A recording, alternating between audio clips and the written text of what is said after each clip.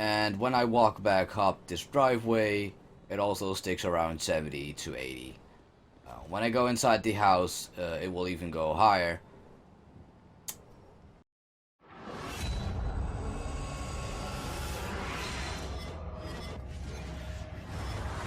Hi everybody on YouTube, Subsider here, and I'm back with another video in GTA 5. And in this video, I wanted to talk about a few things that I have found out. Now, I've been tinkering with the settings a little bit in GTA 5, and I've seen that a couple of people are struggling to get solid frame rates. Now, I think that I have found the best quality to performance ratio within this game. And what I mean with that is to get the best visual quality. Stop calling me. The best visual quality, and also having high frame rates as well. So I will go over my settings. I will show you that, but I will also show you the amount of FPS that I have when you walk outside Michael's mansion, walk down his driveway. You can see my FPS going from 60 to 70. Now let's run outside here. You can see that it goes from 70 to 80. You can look around here. You'll see that it sticks around somewhere from 60 to 70. And when I walk back up this driveway, it also sticks around 70 to 80. When I go inside the house, it will even go higher. And also do keep in mind that I am recording with OBS at 720p, so that will also cut my frame rate down a little bit more than I would love to, but you can't do anything about that when you're recording with OBS. So with that said, we are going to go into my settings and I will show you guys what I have done. So I've got a GTX 980, and I can use up to 4 gigs of video RAM, but I'm only using 2622 at the moment, and I think that is about the sweet spot, right? So I'm using 1080p. I got a 144 Hz monitor. Now the first few settings are related to the anti-aliasing within the game. And I've turned on FXAA, MSAA, and TXAA. I've put MSAA to 2 times. If you go beyond 2 times into 4 times, you can do that as well with the GTX 980, but that will cut down your FPS by a lot. So if you do want to have stable frame rates, I do not suggest you go above 2 times to keep that in check. If you have a GTX 970 or a GTX 980, you can go into the NVIDIA control panel and you can also activate something called MLAA. Now that is not an option that you can find in this settings menu, so yeah, you'll have to enable it on your own in the NVIDIA control panel. And MLAA is also a form, a technique of anti-aliasing, which can be used to prevent, edges within the game. I don't really know how to say that, but it just makes the overall image look sharper, right? I don't really know if this game supports it yet. But you can also always turn it on. It doesn't have a negative influence on your performance in any kind of way as it stands right now. So I've turned VSync off because you don't want to have that. Then we get to the next few settings. The population density, variety, and distance scaling. These two first settings come down to your CPU speed.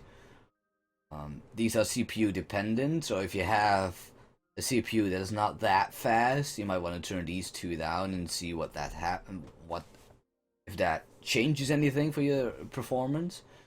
Distance scaling is your GPU. So if you don't have a fast GPU like I have, you might want to turn this down and see what that does for your performance. Then we get to the next couple of settings. I have texture and shader set to very high and shadow to high, because shadow takes a lot of GPU performance, and if you don't have a fast GPU like me, you do want to turn that down a little bit to make sure that your frame rate is a little bit stable, or more stable. Reflection quality doesn't do that much for your performance, so it doesn't matter. I got the reflection at 8 times. I don't really see why I want to go with 4 or 2. It doesn't have a negative impact on my performance. I don't know how that is with other graphics card, but I really can't see the difference.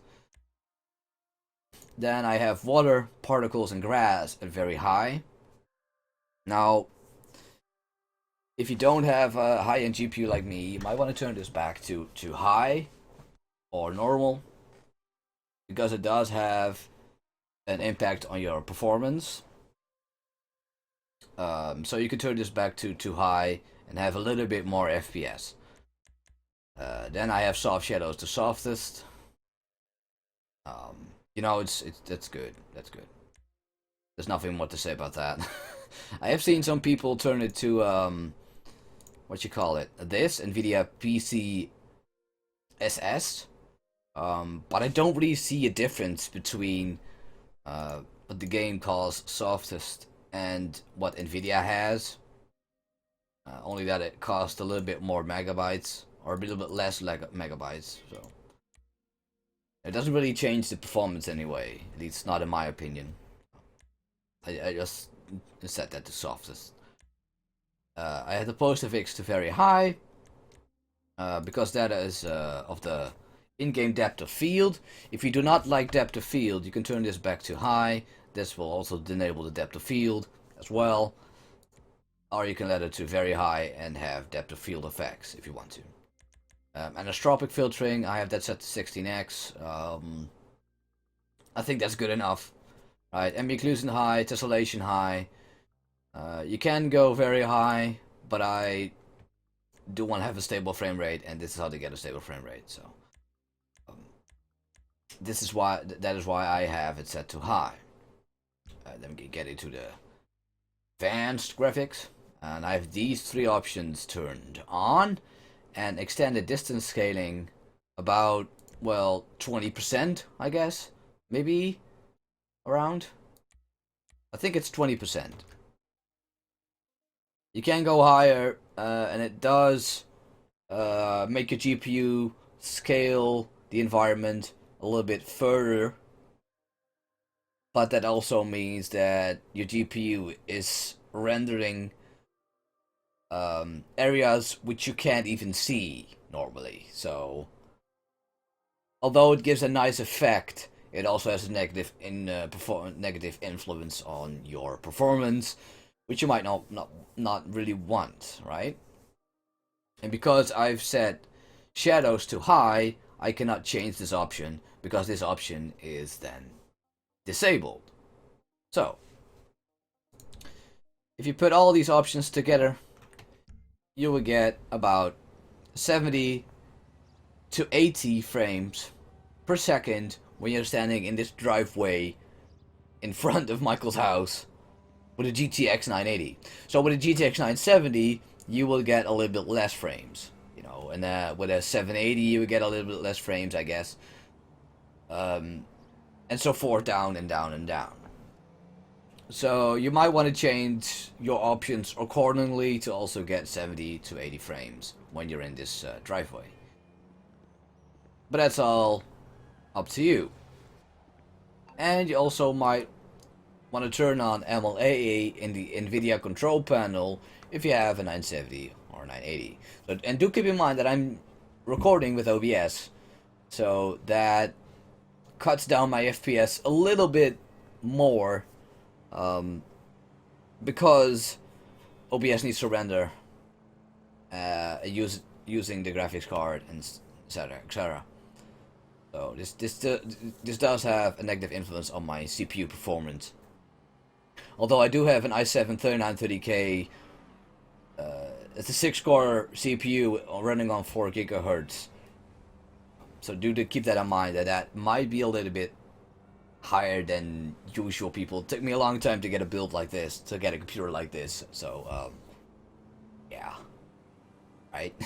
Anyway, I hope that I could help you guys out with a little overview of my options that I have running right now.